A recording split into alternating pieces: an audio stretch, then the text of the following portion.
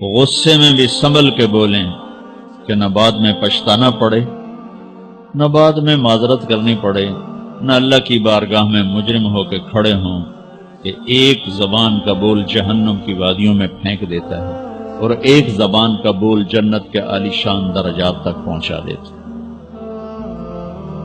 اس کو غیبت سے صاف کر دیں۔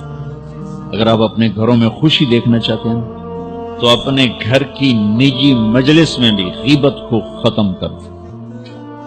اب بچے بیٹھے ہیں، بیوی ہے، خامد ہے، ماں ہے، باپ ہے، بہن بھائی بیٹھے، سارا دن جو بولنا ہے بولو، غیبت نہ بولو، کسی کی برائی نہ بولو، کسی کو برائی مت سنو، کسی کی برائی مت بولو۔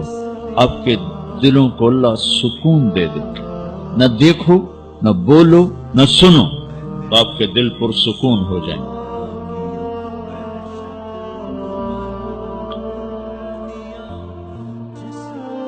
جو چیز مارکیٹ میں کم ہوتی اس کا ریٹ بڑھ جاتا۔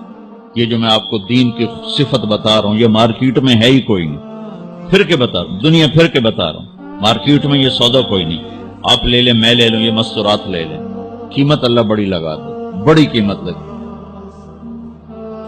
جب اللہ بلائے گا نا بھائی علم والے آ جاؤ تو بڑا مجمع ہوگا، اللہ کہے گا بھائی ذکر والے آ جاؤ، نمازی آ جاؤ، روزے والے آ جاؤ، حج والے آ جاؤ، عمرے والے آ جاؤ، ایک بہت بڑا مجمع ہوگا۔ جب اللہ کہے گا زبان کی حفاظت والے آ جاؤ، اچھے اخلاق والے آ جاؤ، تو ہمارے پنجابی کہتے ہیں ٹاما ٹاما کوئی اٹھے گا تو کوئی اٹھ کے دکھائی دے گا۔ پھر ان کو جو پروٹوکول ملے گا نا وہ نہ کسی تہجد گزار کو ملے گا، نہ کسی عبادت گزار کو ملے گا۔ ان کی نبیوں کے بعد ان کی شان ہوگی، نبیوں کے بعد ان کی شان ہوگی کہ یہ مارکیٹ میں سودا ہے ہی نہیں۔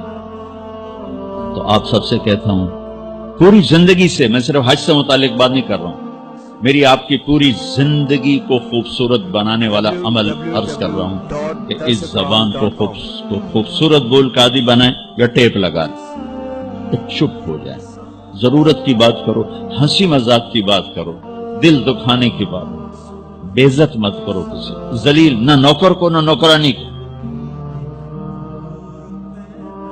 کہ ہمارا سارا معاشرہ ہائپر ہے، ذرا سے بہت ٹھوس